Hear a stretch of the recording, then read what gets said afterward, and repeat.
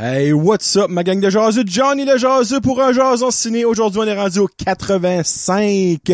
Et si vous êtes des fidèles auditeurs et que vous êtes des fidèles de jason ciné, vous vous souvenez que l'épisode 84 était un milestone pour jason ciné. 3 films avec 4.5 jaseux sur 5, un 4.5 across the board. Aujourd'hui, on est moins fort, mais on est quand même dans le poppy, dans le bon. Mais préparez-vous moins mentalement à avoir votre mind blown. Aujourd'hui, je vous parle des films Furiosa, A Mad Max Story, If, en parenthèse, Imaginary Friend, et The Watchers. En plus de parler de la bande-annonce d'un film que je trouve le nom assez drôle, Harold and the Purple Crayon. Harold et le crayon mauve. Je vous mentirai pas, quand j'ai vu l'affiche au cinéma Apollo, j'étais comme, ouah, pas trop chercher le moins bout le nom. Après avoir vu la bande-annonce, ça fait 100% du sens d'appeler ce film comme ça. Je vous en parle à la fin.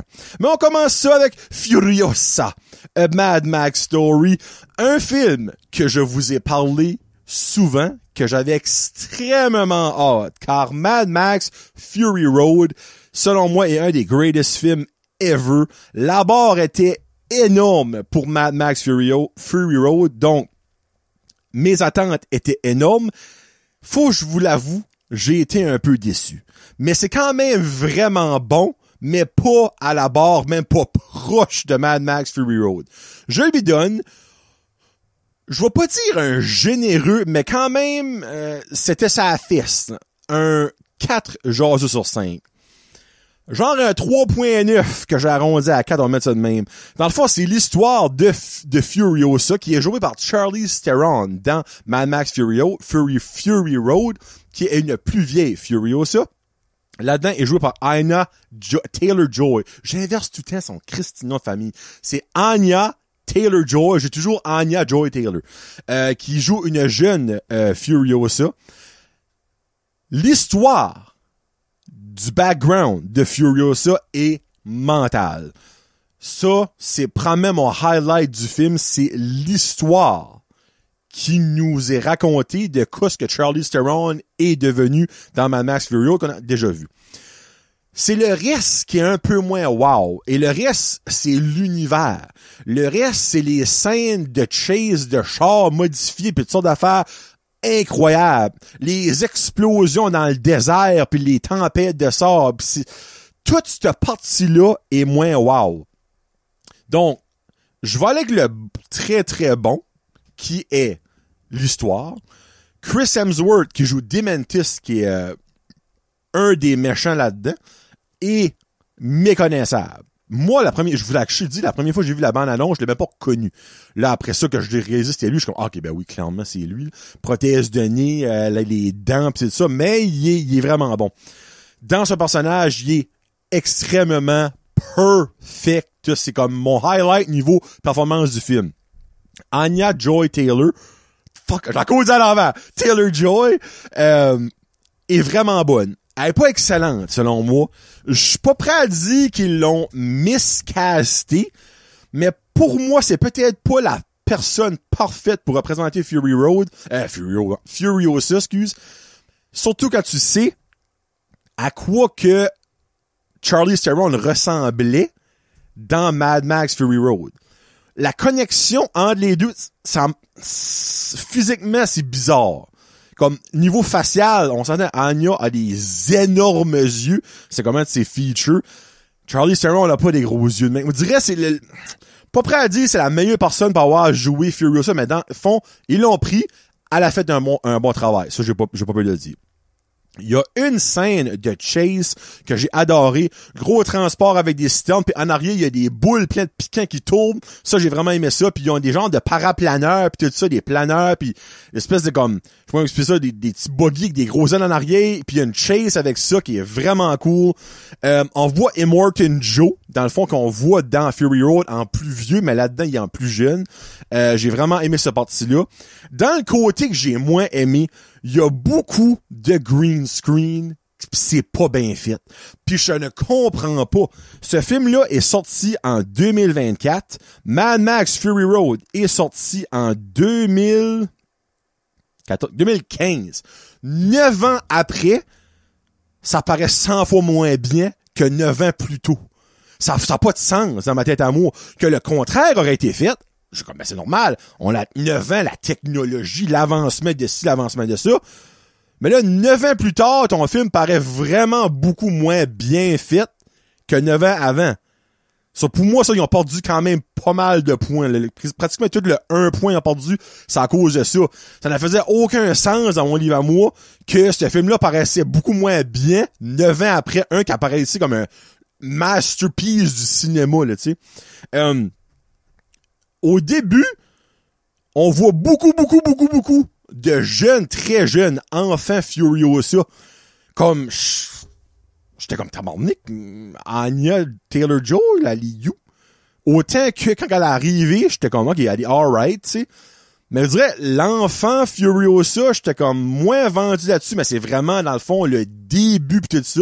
J'ai aimé certaines parties de ça, mais je trouvais que ça draguait trop longtemps qu'on voyait cette jeune fille-là, pis que l'action commençait pas pis tout ça. Mais overall, c'est un bon film. C'est pas un excellent film, c'est pas un très bon film, selon moi. C'est un bon film. Décevant, quand tu sais qu'est-ce qu'est son prédécesseur. Puis c'est ça que je trouve plate, c'est qu'on n'a pas le choix de comparer. Tu peux pas, je prends ce film-là, je dis non, on prend celui-là comme un stand-alone. Tu peux pas faire ça. C'est dans Mad Max Saga, Calvaire. Le nom de la franchise est dans le nom de ton film. Tu t'as pas le choix de le comparer aux autres. So, c'est pour ça que quand tu compares Fury Road, qui est un masterpiece, à ça, ce film-là paraît comme une version Wish. Mais c'est quand même entertainant pour ce que c'est, mais tu n'as pas le choix de les comparer. T'as pas le choix. Tu sais, tu peux pas comparer Star Trek puis Star Wars. Mais tu peux comparer Star Wars Return of the Jedi puis Star Wars A New Hope parce que c'est tu sais, tu peux faire ça. Mais Mad Max, c'est l'univers de Mad Max. T'as pas le choix de comparer avec l'autre. C'est ça que c'est. On voit Mad Max à 2 secondes de dos. On sait que c'est lui, il a son char, tout ça. Un petit wink-wink, un petit clin d'œil, parce qu'on sait que Mad Max est dans cette... allons, esprit... comment ça s'appelle? Wasteland, dans les Wasteland. J'ai aussi aimé, basically, qu'on voit les débuts... comme de Gastown, puis Bullet Farm, puis tout ça, qu'on voit basically dans Fury Road, qui est déjà établi, mais on voit les débuts de ça. Ça, c'est une autre des parties que j'ai aimé. Donc, overall, j'ai été déçu, mais j'ai quand même été très entertaining. Mais le film est extrêmement long pour pas vraiment de raison. Le film est 2 heures, je vais dire précisément, puis je vais expliquer pourquoi ce que c'est pas nécessaire.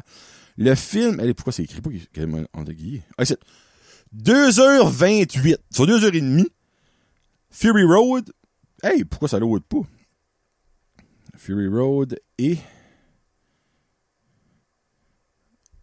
Hello, Sunshine? Internet? 2 heures piton. Ce film-là mérite pas d'être 30 minutes de plus que le masterpiece que Fury Road est-il. Le 30 minutes, tu le files en tabarnak. Il y a beaucoup de choses qu'ils auraient pu couper qui étaient pas mauvais, mais c'était irrelevant à l'histoire de Fury Road. Ça, c'était irrelevant à la suite. Donc, je dis pas que le film aurait été meilleur à 2 heures. Mais peut-être j'aurais donné 4.5 parce que j'aurais moins trouvé ça long, j'aurais moins gardé mon sel souvent. Et il aurait peut-être pu se concentrer sur faire des meilleurs effets spéciaux, des meilleurs green screen en enlevant cette 28 minutes que tu as travaillé dessus, tu sais. So, c'est ça. 4, c'est quand même une très belle note. Mais on s'entend. J'ai donné la note parce que j'étais extrêmement hype. J'adore l'univers de Mad Max. Il y a du vraiment bon. Mais il y a beaucoup de choses que j'aurais pu chéver comme un 3.5. J'aurais trouvé ça très fair, sincèrement. Mais regarde, j'ai été généreux. On était qu'un 4. Et voilà. Donc, Fury Road. J'ai hâte de voir s'ils vont faire un autre parce que ça a vraiment pas super bien été au box-office. Regarde, on a le temps. On est en famille. Box-office Mojo. Box Office Mojo. Comment est-ce que ça fait as of aujourd'hui? Allons voir cela, mes amis. Mad Max Furiosa. Il est déjà rendu beau. Il est 7e au Box Office. OK, dans le fond, worldwide, dans le fond, à travers le monde entier, il a fait 147 millions. Hey! C'est pas beaucoup. C'est pas beaucoup. C'est vraiment pas beaucoup. Surtout quand tu considères, exemple, Kingdom of the Planet of the Apes, que j'ai parlé l'autre fois, est rendu à 364 millions. Puis ils sont sortis une semaine de différence, si ma mémoire est bonne. So, ouais, ça a floppé-ish, tu sais, là. Puis avec raison, parce que c'est vraiment pas aussi bon que Fury Road, que tout le monde pensait que ça allait être. Donc, c'est pas la fin du monde, mais it is what it is. Un film pour enfants que je croyais, If, Imaginary Friend, avec Ryan Reynolds, pas Gosling, excusez, Ryan Reynolds, Deadpool. Je lui donne quand même, honnêtement, et là, pourquoi est-ce que ma roue, un 3.5 jasé sur 5. Comment je pourrais dire ça? J'ai eu cet argument-là avec Barbie. Barbie est pas un film pour les enfants. Et un film pour les un peu plus vieux. Et là, je parle pas de plus vieux, genre adulte. Je parle de plus vieux, genre pre-teen-ish, tu sais. If n'est pas un film pour les enfants. Un enfant de 4-5 ans qui va voir ça, ça marchera pas. Ça marchera pas. À moi, t'as vraiment une open mind. Moi, Laurie, qui a 9 ans, ben, dans le fond, j'étais voir, il avait pratiquement 10 ans. Lui, il a adoré ça. Le film a pas bien été vendu. Ça, faut honnêtement que je mets ça comme une strike. Tu gardes la bande-annonce, funny bubble, let's go time, des petits bonhommes, pis par là, c'est un film pour enfants. Tu vas voir le film? Oh! Moi, j'ai pleuré. Ben oui, j'ai aussi pleuré dans Toy Story, puis dans Onward, puis dans Inside Out, là. Mais on dirait, je m'attendais pas à avoir un emotion roller coaster dans ce film-là. Sincèrement, là. C'est basically l'histoire d'une petite fille du nom de... By the way, c'est une très bonne actrice, elle-là. If Internet is gonna load, I'm gonna have the information. J'ai oublié de marquer son nom. Puis là, ben, évidemment, ils veulent rien savoir, les tabarnak. Pourquoi est-ce que l'Internet, soudainement... C'est pas maintenant, c'est IMDb qui bug parce que j'ai la petite face de... Inicio Montoya. Est-ce que ton père... T'as-tu mon père près de mourir? Princess Bride, je sais pas si vous savez cette référence-là. Il me semble que c'est comme Kylie ou Kaylee son nom. Kaylee Fleming qui joue B.A. Ou B-E-A. Je me rappelle pas comment est-ce qu'il disait dans le film. Là. T'as aussi Ryan Reynolds là-dedans qui joue Cal. T'as John Krasinski qui joue le père à B.A. Ça tourne autour de cette petite fille-là qui, right au début, perd sa maman au cancer. Ça commence à fort à tabarnak, là. Je vous mentirais pas que moi, je suis comme, oh! So, basically, le papa a dû élever sa fille sans sa maman. Pour finalement, on a un time span qui se déroule. Elle a vieilli un peu. Et là, c'est son papa qui est rendu à l'hôpital et qui ne file pas. Je suis comme, si vous voulez vous nous achever, mais entre-temps, elle arrive dans un bloc appartement. Et elle voit un imaginary friend. Mais elle, c'est pas son imaginary friend à elle. C'est imaginary friend qui est maintenant sans friend. Il est imaginary. Et elle rencontre Cal, qui est joué par Ryan Reynolds, qui lui, son travail, c'est de matcher des imaginary friends qui ne sont plus comment je peux dire ça? Qui ne sont plus importants à leur premier ami parce que eux autres croient plus là-dedans. Parce qu'on grandit, on perd notre cœur d'enfant. Beaucoup de monde, moi, je connais, incluant moi, qui a eu des amis imaginaires quand on était jeune, mais à un moment donné, ça décolle juste. Mais les imaginary friends, là-dedans, ils existent en vrai. Mais on les voit pas. Autre que si tu crois aux imaginary friends, puis elle a comme un don, elle peut toutes les voir, même si c'est pas ses amis à elle. Puis ça tourne autour de ça. Ils s'amusent, ils vont à la retraite des Imaginary Friends, qui est vrai, un foyer. C'est vraiment comme comique, ils sont tous là. Puis il y en a qui sont des dans des crises. Il y en a d'autres que la vie est belle. Puis c'est vraiment drôle. Il y a des moments extrêmement drôles là-dedans. Il y a un Imaginary Friend qui est invisible. Je pense que c'est Steve. Ben, comme, il se raccroche tout le temps dedans, mais on le voit jamais, il est invisible, tu sais. C'est comme, freaking Steve. Il me semble que c'est Steve, son nom, je me trompe pas. C'est vraiment comique, mais c'est extrêmement touchant. Parce que, moi, Loric, au début, j'étais comme, oh, ok. Il est peut-être pas prêt pour ça, mais finalement, au fur et à mesure que le film va, je le regardais du coin de l'œil, puis je voyais qu'il était en train d'emmagasiner cette information-là. Puis j'ai hâte de voir comment ça va sortir. Puis finalement, quand le film a fini, je suis comme, pis comment tu trouves ça? Il dit, papa, j'ai adoré ça. Et ça m'a fait penser beaucoup, comme que la famille c'est important. Puis moi, je dirais quand il a dit ça, je suis comme, mettons, je suis comme, oui, c'est très important qu'il dise, il faut profiter quand on a notre famille avec nous autres, puis tout ça. Puis il dit, il faut aussi pas perdre notre cœur d'enfant. Ça, là, venant à ton enfant de 9 ans, presque 10 ans, d'un papa de 36 ans qui, moi, je me vante encore avoir mon cœur d'enfant, ça fait casser le cœur, mais dans le bon sens, ok? Sur le fait que mon garçon, en écoutant ce film-là, sans même que c'était mon intention, puis que je pensais que c'était ce roller coaster ride qu'on allait avoir là, à soutirer des histoires et des morales de ça, et d'importance de choses qui ne sont pas matérielles, des cadeaux, pis des ci, pis des marques, pis des ça. Wow! Comme garde, j'aurais pu donner un 5 juste pour la morale que mon garçon a eu puis le moment que j'ai vécu avec lui. Je lui donne un 3.5 parce que le film est pas amazing. Là, comme, le film a des flaws, le film est pas bien marketé. Moi, si j'aurais été prêt et je savais dans quoi ce que je m'embarquais, le film aurait probablement un 4. Moi, je dirais, je me mets à la place de familles qui ont apporté leur enfant là jeune. Ben, ça se peut que ça t'a un peu fâché, peut-être pas fâché, là, on s'entend, il y a pas des totons pis des pénis dans le film, c'est pas ça que je veux dire, mais c'est pas axé pour un public jeune, parce qu'il y a des choses qui est tristes, des choses qui est important d'apprendre, puis que je me dis, il y a un âge à apprendre ces choses-là, puis je crois que l'âge que Loric était dedans, c'est exactement cet âge-là que c'était important de voir ces films-là, puis comme de commencer ta vie de pré-adolescent à adolescent en ayant ces affaires-là dans la tête. Donc, le film est vraiment beau. C'est très triste par bout. Je vous mentirais pas, j'ai pleuré pour vrai. Puis comme je m'ai pas caché de Loric, parce que je voulais qu'il voit que j'avais des feelings, puis comme il m'a gardé, puis même lui, il avait la petite baboune qui allait. Tu sais, comme, il y a des beaux moments.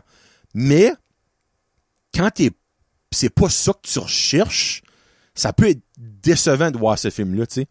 Puis ok, moi, j'aurais pris plus de Imaginary Friend, comme plus de jokes, pour un petit peu comme faire descendre le feu de comme l'émotion, puis comme il n'avait, mais vous direz qu'il m'en manquait. Donc 3.5, je trouve quand même ça vraiment beau.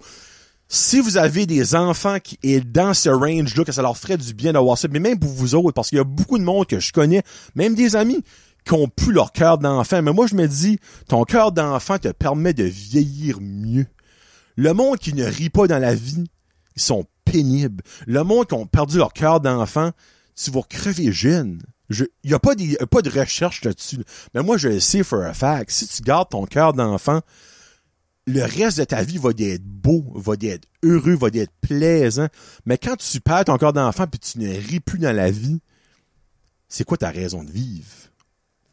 Je m'excuse, ben t'en as plus. Et voilà. Hey, c'est harsh pour parler d'un film d'enfant, mais c'est la vérité. Comme garder votre cœur d'enfant. Là, je vous dis pas d'avoir 45 ans, mais encore parler à ton imaginary friend. Mais comme, c'est ça que le film nous fait comprendre, c'est que malgré que ton ami imaginaire n'est plus là, t'es pas obligé de devenir un adulte sérieux, plate et brun. Tu peux quand même vivre la vie avec un cœur d'enfant. Et voilà. Et je finis ça avec The Watchers, que j'ai littéralement watché tantôt. Je lui donne un 3 sur 5. The Watchers, basically, c'est le premier directorial debut, le premier film de la fille de M. Night Shyamalan, qui est un de mes directeurs préférés. C'est Ishana. C'est un decent premier directorial debut. Ça commence, basically, un dude qui est perdu dans le bois, qui court à 100 000 à l'heure, voit une pancarte « Point of no return », se fait abducter par une bébite qu'on voit pas vraiment, ou un ombrage. Après ça, on tombe, basically, à Dakota Fanning qui joue Mina, une jeune artiste qui se cherche, qui travaille dans un pet shop, puis qui est demandé de livrer un oiseau à quelqu'un à l'autre bout. Là, c'est à Belfast. Fait que Belfast, c'est dans quel pays, ça? Hey, j'ai comme ça doit être comme en Irlande ou en Écosse. Belfast. La capitale de l'Irlande. Hey, j'étais pas pire, Colin. C'est en Irlande. Puis, ben, basically, elle apporte ce oiseau-là à l'adresse qui est convenue, qu'en plein milieu du bois, Puis là, tout manque. Sa radio, son char, son air climatisé, tout manque. Puis elle est basically perdue dans le bois. Avant qu'elle décolle sur sa run, sa sœur l'appelle. Parce que la journée qu'elle s'en va apporter ce oiseau-là, c'est le 15e anniversaire du décès de sa mère, puis sa sœur est inquiète parce qu'elle n'entend plus parler d'elle. Au début, je suis comme, OK. Mais après ça, il y a comme un reveal qui se passe plus tard de cette histoire-là, qui est somewhat importante. Elle arrive à destination dans le milieu de nulle part, pour finalement, après avoir été perdue dans le bois, elle voit une femme qui, basically, la porte à une porte. Elle dit, si tu tiens ta vie, tu as 5 secondes pour rentrer. Rentre dans la porte, fait face à cette femme-là, une jeune fille et un jeune gars. Ils appellent ça de coupe. De croup. Ouais. Comme genre une coupe de poule, tu sais. Puis ben, elle sait pas elles sont où pis tout ça. Ben, basically, ils leur expliquons que eux autres sont pris là, ça fait plusieurs mois, si c'est pas des années. Puis que quand que le soleil se couche, jusqu'à ce que le soleil se lève, faut qu'ils restent dans ce bunker-là. Puis il y a une vitre. Puis il y a quelque chose qui vient les voir. Et les appelons les Watchers. Ils ne savent pas c'est qui. Ils ne savent pas pourquoi ils sont là. Ils ne savent pas pourquoi ils se font garder. C'est ça qui est la grosse twist du film. Les Watchers les regardent à travers d'une vitre miroir. Que eux autres de dehors voient en dedans, mais que eux autres de en dedans voient pas dehors sur un miroir.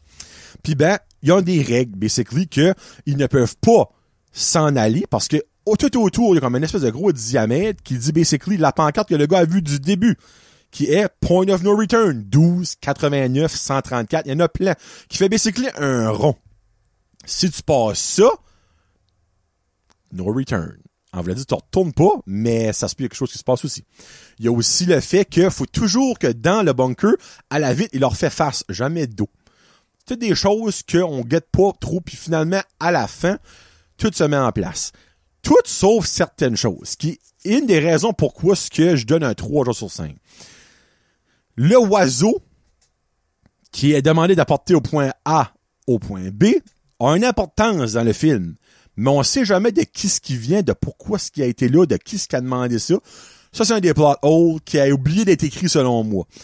Il y a aussi le fait que ils sont là pendant plusieurs mois, années, puis quand que c'est le stress moment, ils découvriront, oh, c'était ici depuis le début, ça. Mais c'est 4 murs qui a la grosseur d'une chambre normale. Après 10 mois, tu penses pas que t'aurais tout fouillé les raccoins qu'il y avait là-dedans. Des petites choses de même que j'étais comme, pas trop sûr. Puis ben, durant le jour, ils peuvent se promener dans le bois, aller chasser, aller ramasser du manger pis tout ça. Ils sont free. Free sauf de s'échapper, basically, parce qu'ils savent pas comment s'échapper, parce que il y en a qui ont resté avec eux, se sont échappés puis ils ont jamais retrouvé. Sont-ils morts? Sont-ils partis? On ne sait pas. Il y a des trous qui est basically là que les Watchers vont durant le jour parce que eux autres sont sensibles au soleil, à la genre de vampire, tu sais. Ça tourne beaucoup autour du folklore irlandais. Si vous connaissez le folklore irlandais, moi j'avais aucune idée de ces affaires-là. C'est des histoires, dans le fond, que ça raconté aux jeunes. Genre des histoires comme de la fée des dents, puis du lapin, tu sais, du lapin de porc, pis ça fait de même, là, tu sais. Il y a des bonnes twists. La major twist finale que normalement dans un film de M. Night Shyamalan, t'es comme oh la shit! Là-dedans, il y avait pas ça. La twist, je l'ai vu venir du début. Là, comme là. Il y a 2 fins au film. Il y a la fin du bunker et il y a la fin du film. La fin du bunker, j'ai adoré cette fin-là. La fin du film, je l'avais vu venir à 100 000 à l'heure. Il y a des effets, les Watchers, quand on les voit finalement, parfois sont freakants, sont vraiment bien faits. D'autres fois, c'est comme, pas fini de travailler sur le film, on dirait. Il y a des moments de tension que j'étais comme, oh, j'étais vraiment sur les nerfs. Mais comme, overall, le film est bon, sans plus. Le fait que j'ai pu caller la fin du début, puis comme j'étais zéro surprise, ça m'a un petit peu turné off. Vous direz à la fin, comme, bah, j'aurais aimé que tu me dises comme, hey, tu pensais que c'est ça? Non, c'est ça. Là, j'aurais été promené dans le 4 sortant, mais comme, overall, le film est vraiment bon. La twist, tu dirais, c'est sûr, il y a des choses qui fait pas vraiment de bon sens. Comme que je viens de dire, dans le fond, là. L'affaire de comme ils trouveront finalement quelque chose quand ça fait des mois qu'ils sont là, quand est-ce qu'ils vont pour se faire tuer, si bien dit, là, tu sais. Mais overall, c'est un bon film, c'est un bon début pour Ishana Shyamalan. je vais lui donner une chance à son deuxième film garanti. Ce film-là m'a pas déçu, mais m'a pas surpris, amazé. C'est un bon film. J'expectais pas de quoi d'incroyable. Ou dirais la seconde que t'as un Shyamalan qui est comme associé à ça, t'expectes genre le Sixth Sense, The Village, tu sais, Lady in the Water, tu sais, tous ces films-là, tu sais, là, comme Knock at the Cabin, avec des twists and turns que t'as jamais vu venir. Peut-être c'est moi qui m'a mis ces expectations-là que j'aurais peut-être pas dû, vu qu'elle, c'est son premier film qu'elle fait, mais on dirait, avant qu'on voit qu'est-ce qu'est son style à elle, on n'a pas joué de dire, hey, ça va ressembler à son père, tu sais. Donc, 3 sur 5, note de passage, 60% sur 100. À l'école, t'avais 60, tu passais. Donc, elle a passé son premier test. Est-ce que le prochain, elle va l'exceller avec un 70, 80, ou elle va me décevoir avec un 50 ou un 40% sur son test? Je ne sais pas. On verra dans les prochaines années. Puis niveau box-office, ça fait une semaine que c'est sorti. Donc, on va aller voir pour fun comment est-ce que ça fit. Deux fois, ça fait m'a coûté cher. Quand c'est à 15 millions. Sincèrement, j'ai de la misère à voir ce film-là a coûté beaucoup d'argent. Si on va aller voir The Watcher sur Wikipédia, comment est-ce que ça aurait coûté si c'est là. Il a fait 15 millions worldwide. Bon, ça fait une semaine. Dans le fond, ce film-là va buster 50 millions selon moi assez facilement. Là. Mais tu sais, on s'entend, c'est un film de... C'est vraiment pas un film pour comme un énorme public. Là. Le film... Ah, malheureusement... Ah, minute. Warner Brothers a payé 30 millions pour acquérir le film. Puis après l'a releasé aux États-Unis le 7 juin. Okay, oui. It receives mixed reviews from critics and grows 15 million worldwide so far. So, dans le fond, faut moins qu'ils font 30 millions pour que Warner Brothers a back son argent, mais le film en tant que tel, ça dit pas vraiment comment est-ce qu'ils ont payé pour. Là. En tout cas, il y a pratiquement aucun comme scenery autre que le bunker puis la forêt.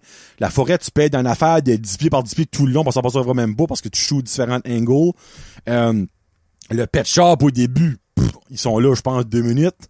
Puis à la fin, ils vont à quelque part. Pas encore là. So, j'ai la misère à voir ce film-là a coûté plus que 20 millions. Tu sais, t'as une actrice qui est connue là-dedans, c'est Dakota Fanning. So, tu sais. Mais regarde, moi, j'étais pas déçu. J'étais pas impressionné, mais c'est quand même un bon divertissement. Pour finir ça, je vous parle de la bande-annonce du film. Le prochain genre film pour enfants, parce que là, il y a Inside Out qui sort à quelque chose sorti hier. Le prochain film pour... En action, non, il va y avoir Despicable Me, c'est vrai, Despicable Me. Mais moi, je parle du prochain film pour enfants avec du vrai monde dedans, du real people, genre à la If, là, t'as du cartoon, mais du vrai monde. C'est Harold and the Purple Crayon, sortira le 2 août 2024 avec Zachary Levi puis Zooey Deschanel. C'est basically l'histoire de Harold, qui est un personnage d'un livre pour enfants, avec un crayon bleu, violet. Puis ben, il peut dessiner ce qu'il veut dans ce livre-là. Jusqu'à ça qu'il y a un loop qui se passe, puis il dessine quelque chose, mais il sort du livre en vrai. Mais dans la réalité, il y a encore son crayon, ça fait qu'il peut dessiner des affaires en vraie vie qui apparaît avec son crayon violette. C'est pas mal simple comme prémisse, mais ça a freaking l'air drôle. Comme, je regardais la prévue, j'avais un smile fendu jusqu'aux yeux tout le long. Donc, j'ai vraiment hâte de voir ce que ça va donner. Ça sort le 2 août, c'est clairement garanti que j'apporte le voir ça. Ça a des vibes de If, mais j'espère que ça va être mieux marketé, puis que quand on va voir là, c'est ça qu'on va voir, tu sais, rentre là-dedans, puis c'est une histoire de séparation, puis de, tu sais, comme, qu'est-ce qu'il va y avoir des enfants? Ben là, je suis comme, tabarnak, ils sont d'un livre à colorier. Non, ça, j'ai hâte de voir. Fait que ça que c'est pour Jason Ciné. La prochaine review, je n'ai pas encore vu de film, mais il y a Inside Out 2 qui a sorti que je veux voir, que Laurie veut vraiment voir. Il y a Bad Boys qui a sorti, c'est vraiment bon, que je veux voir. Puis après ça, on verra ce qui va sortir. Donc, il va y avoir probablement ces deux-là poussus et d'autres choses. Ce sera probablement dans 2 semaines, garanti, peut-être même 3. Là. Donc, Jason Ciné 86 sera en plein milieu de l'été. Le 85, c'était là. J'espère que vous avez apprécié. Sur ça, c'était John le Jazu pour Jason Ciné 85. Peace out. Hashtag Jazit. Non, c'est cinéma ici. Cinéma. Salut.